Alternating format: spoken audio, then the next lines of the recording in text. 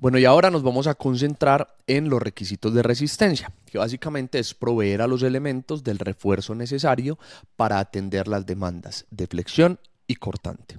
Las demandas de flexión será el refuerzo longitudinal el encargado de dar esta capacidad en los elementos y para las demandas de cortante serán los estribos los responsables de dar la capacidad en conjunto pues con la sección de concreto. Bueno, y ahora para que entendamos el proceso de reforzamiento, quiero que detallemos de forma manual todo el refuerzo que tiene esta viga que te estoy mostrando en pantalla. Es simplemente un elemento apoyado sobre dos columnas, sometido a la acción de cargas gravitacionales. No hay sismo, no hay ningún otro efecto diferente a las cargas gravitacionales, por lo tanto, pues no vamos a emplear esos requisitos o ese detallado para elementos que buscan pues garantizar una capacidad de disipación de energía.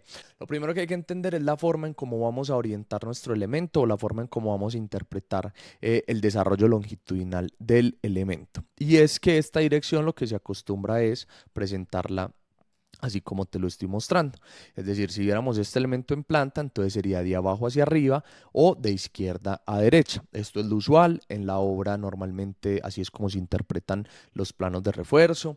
Y bueno, es digamos nuestro sistema de ejes locales en el desarrollo longitudinal de los elementos. Eso quiere decir que es como si estuviéramos parados aquí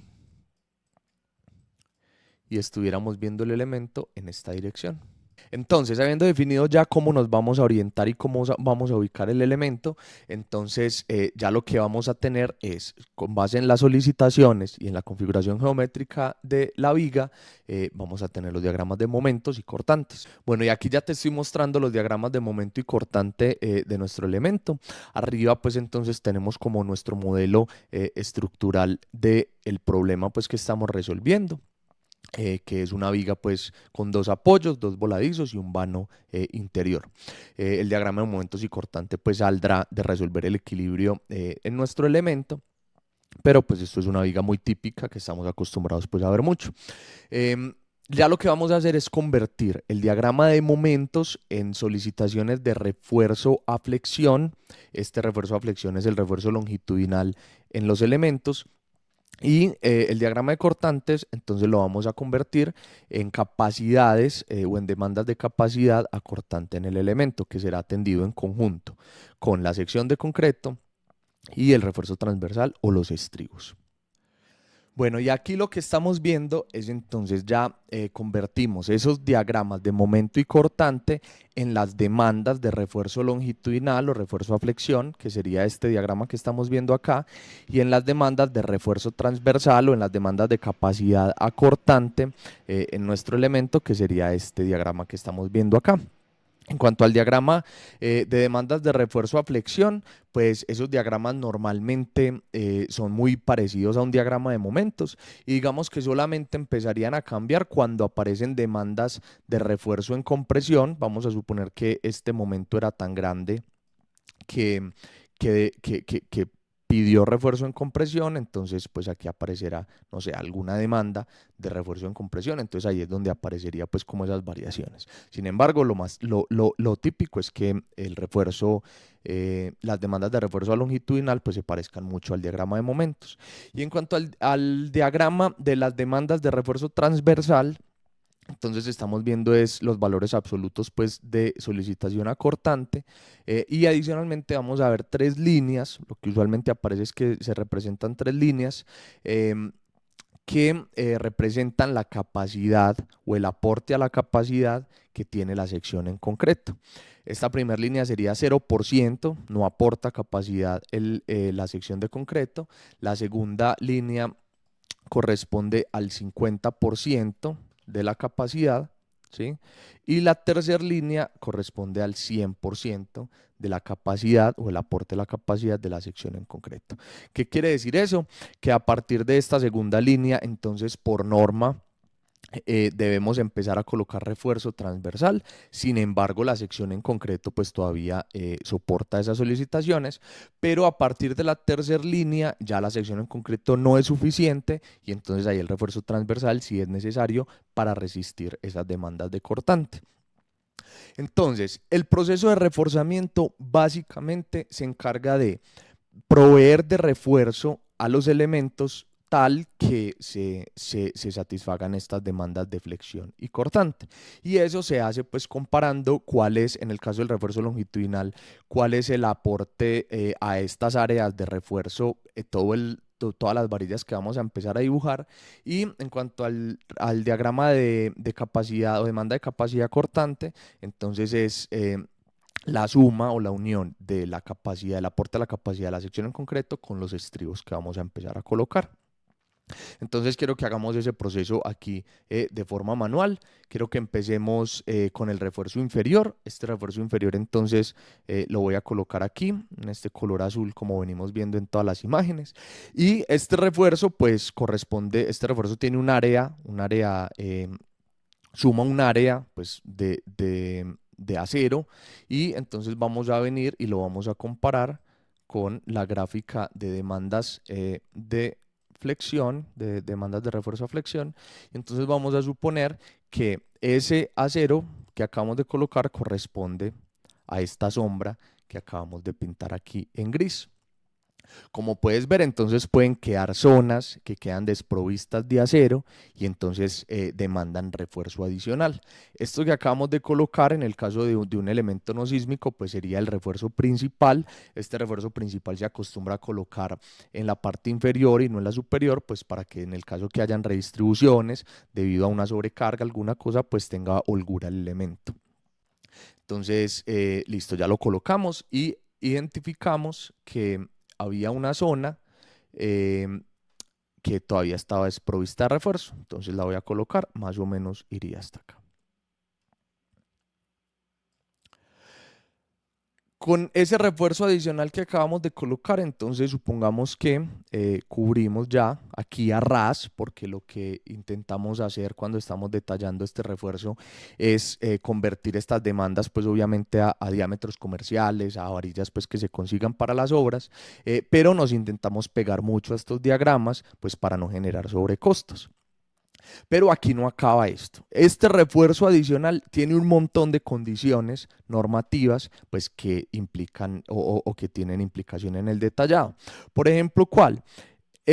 La norma nos dice que a partir del punto donde no se necesita más refuerzo, pues debemos generar una extensión de 12 veces el diámetro de la barra o una distancia de D o unas fracciones de la longitud. Eso quiere decir que esta barra nos va a tocar extenderla un poco más.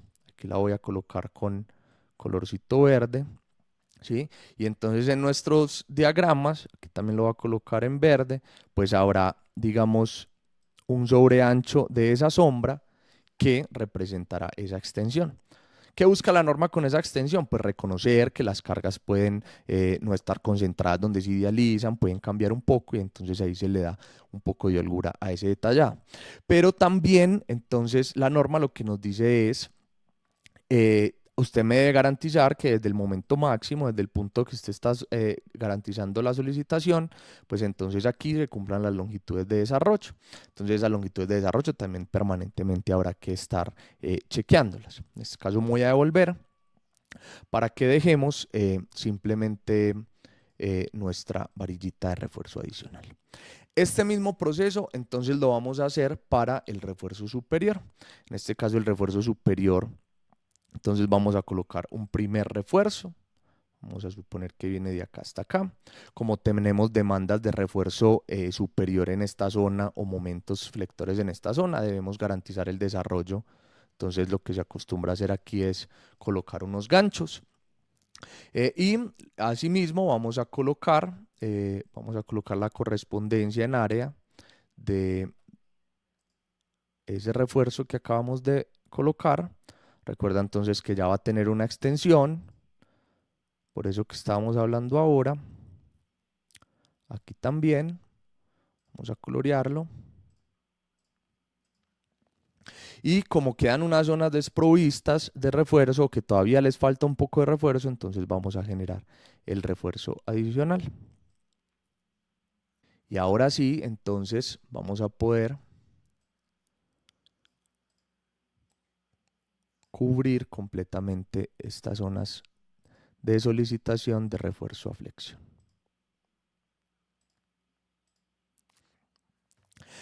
Ok, aquí ya terminamos el refuerzo a flexión necesario para resistir esas solicitaciones, ¿sí? Ahora vamos a pasar al refuerzo acortante. Recuerda que entonces esas primeras dos líneas representaban la capacidad del concreto. En este caso entonces pues el concreto está ahí. Vamos a colorearlas pues porque es una capacidad que ya se tiene. Discúlpenme acá. Y como podrás ver, entonces quedan unas zonas que requieren refuerzo acortante, pero por solicitación directamente, es decir, la sección en concreto no es capaz, pero recuerda que por norma debemos poner refuerzo transversal estribos a partir de ese momento cuando se excede la solicitación, cuando aparece una solicitación que excede el 50% de la capacidad del concreto. Normalmente entonces estos refuerzos se colocan así de esta forma.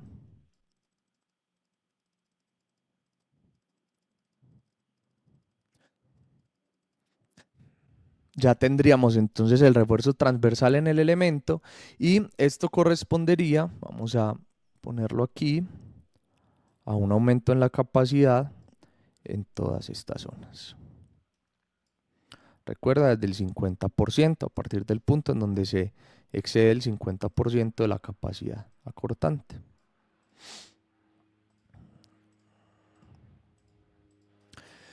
Y aquí, desde el punto de vista de las solicitaciones, habríamos terminado pues de reforzar este elemento. También hay unas consideraciones adicionales y es que pues ya aparecen refuerzos de tipo constructivo que no buscan necesariamente atender las solicitaciones de flexión y cortante, sino que buscan darle a la obra pues condiciones o mejorar las condiciones para garantizar un correcto vaciado y un correcto armado de los elementos. Esto es por ejemplo que pues fíjate que pueden quedar zonas aquí donde te estoy marcando, pueden quedar zonas en donde los estribos no tengan refuerzo longitudinal con el cual amarrarse y entonces pueden aparecer unas varillitas adicionales para amarrar esos estribos. Supongamos que esos estribos llegarían hasta acá, ¿sí? Entonces hay muchos estribos que no tienen de dónde amarrarse y entonces puede ser necesario proveer unas varillitas, unas barritas, no largas, corticas, pues simplemente para colocación de esos estribos. Más adelante vamos a ver en otro video. Entonces, ¿cuándo podríamos usar ese refuerzo constructivo y qué busca ese refuerzo pues, de tipo constructivo que no necesariamente se coloca porque exista una demanda de flexión ni cortante? Bueno, y este proceso que acabamos de ver, de detallar todo el refuerzo de un elemento, pues entonces habría que repetirlo para en nuestro caso todos los elementos de la losa para cada uno de los sistemas y pues cuando ya estemos reforzando un edificio, para todos los elementos del edificio. Esto es un proceso pues muy rudimentario, muy procedimental, muy manual, pero que además pues es, bueno, en los ingenieros estructurales pues lo llamamos como un arte, pues porque primero debemos estar pensando en la economía del proyecto, fíjate que hay muchas consideraciones, debemos también pues volver este procedimiento como en un resultado construible que no vaya a afectar los procesos constructivos de la obra y esto pues creo que te habrás dado cuenta pues toma mucho tiempo, casi que se consume en su totalidad los tiempos del diseño estructural. Bueno, y seguramente te estás preguntando que pues, ese proceso, como lo vimos allá manual, pues no puede ser en la vida real ese proceso porque sería altamente desgastante. La respuesta es sí es altamente desgastante, sí existen algunas herramientas computacionales que nos permiten hacer ese dibujo, es decir, ya tienen como la entidad de una varilla, la entidad de un calibre, de un estribo, sin embargo es un proceso todavía completamente manual. Pero yo te voy a presentar la herramienta con la cual yo trabajo, que este software sí completamente automatiza ese proceso de reforzamiento y ni siquiera, pues ni siquiera tenemos dónde dibujar esas varillas, sino que él lo va a hacer automáticamente. Aquí te estoy mostrando unos extractos pues, de los resultados de este software que te voy a presentar más adelante. Aquí tenemos ese cajón donde nos va a presentar el refuerzo, seguido de las demandas de acero en flexión y después las demandas de acero acortante, las demandas de capacidad cortante. Lo que te decía de las líneas que representan el 50% de la capacidad del concreto, el 100% de la capacidad del concreto. Entonces vamos a ver cómo se va armando ese refuerzo. Aparecen entonces los refuerzos inferiores en el elemento. Mira, por ejemplo, tenemos el refuerzo principal que aparece en la parte inferior, que va de lado a lado. y aparecen zonas con refuerzo adicional que buscan atender esas partes que el refuerzo principal no fue suficiente. Vamos a dar el refuerzo transversal. Estos ya son los estribos. Fíjate cómo se atienden completamente esas zonas que demandan una mayor capacidad que la que proporciona el concreto, y van hasta esas zonas, pues hasta donde se excede el 50% de la capacidad. Finalmente entonces veríamos el refuerzo superior. Ese refuerzo superior solamente se coloca donde sea necesario, pero fíjate lo que te estaba diciendo, aparecen unos refuerzos constructivos que lo que buscan es proporcionar el amarre o las condiciones constructivas para que este refuerzo quede bien ubicado y los estribos puedan amarrarse. Finalmente, entonces, el proceso de reforzamiento culmina en que este refuerzo que estábamos viendo ya lo llevamos a planos estructurales. Ese refuerzo entonces se configura en un cajón que llamamos, en donde aparece todo ese detalle de los estribos, de las barras superiores, inferiores, el nombre de los elementos, el piso, los ejes, en el caso en donde el ingeniero quiera presentar los ejes, pues allí en los elementos. Y finalmente, pues arma el conjunto de planos o diagrama de estos cajones en cada uno de esos planos por todos los pisos del elemento, del edificio, perdón. Bueno, recuerda que esto lo tendríamos que hacer para cada una de esas 8 opciones que estamos generando, lo que sería un proceso muy largo llegar a los resultados de cada opción. Pues no es sino cuando tenemos los planos o el reforzamiento finalizado que tenemos toda la data de cada una de esas opciones y que podremos ir a hacer nuestro análisis, ya sea por las toneladas finales de refuerzo, el número de armados, las tipologías de varillas y digamos que todos esos análisis de valor agregado que podemos hacer. Antes de presentarte el software, quiero hablar un poco de eso. Y es que nosotros como ingenieros estructurales debemos darle al proyecto la mayor cantidad de datos y diferentes soluciones posibles, porque un proyecto, un edificio no está constituido solamente por el diseño estructural, sino que hay diferentes disciplinas actuando y cada una de ellas puede aportar, digamos, sus beneficios o dar una visión más general acerca de cuándo una opción de configuración u otra puede resultar en potenciales ventajas y beneficios para el proyecto. Entonces a esto lo llamo decisiones de valor basadas en datos y para eso pues necesitamos tener completado el diseño de muchas opciones, de diferentes soluciones, y entonces aquí es donde una herramienta computacional que automatiza este proyecto cobra protagonismo y nos va a permitir hacer mucha mejor ingeniería, además de hacer una ingeniería diferente, una ingeniería digamos de vanguardia en donde nosotros como ingenieros estructurales podamos generar cada vez mejores proyectos. Entonces, ¿cómo es posible hacerlo? Te voy a presentar la herramienta. Este software se llama el PRODET. Y con este vamos a poder evaluar precios de materiales, dar datos que se refieren a velocidad de construcción, dar datos que se refieren a la complejidad, ¿sí? Pero recuerda, entonces, ¿cuál crees que es la opción más fácil de diseñar? Creo que ya lo venimos respondiendo desde hace unos videos, y es que esas de esas configuraciones en una dirección de nervios gruesos que tenemos solamente 15 elementos por reforzar, pues sería la más rápida, ¿sí? Vamos a ver más adelante que no es la más barata, pero que puede tener otras ventajas. Sin embargo, entonces, aun cuando para un ingeniero estructural esa pregunta es muy latente, ¿cuál crees que es la opción más fácil de diseñar? Esa pregunta no debería existir o no debería tomar relevancia o importancia en la decisión de mis proyectos o de mis diseños, porque esa opción más fácil de diseñar no necesariamente es la opción que más le beneficia al proyecto, y yo debo estar en capacidad de dar opciones que beneficien el proyecto. Así que si recuerdas esta diapositiva, entonces la dificultad para diseñar ya no puede estar. No puede ser una excusa, no puede ser un pretexto para escoger un sistema de entrepiso u otro, debido a que con este tipo de herramientas el trabajo de nuestro diseño va a ser mucho más fácil y nos vamos a poder concentrar en lo que vale, en lo que verdaderamente tiene valor, y en ser nosotros efectivamente ingenieros consultores y no ingenieros que creen que el diseño estructural es colocar barras de refuerzo.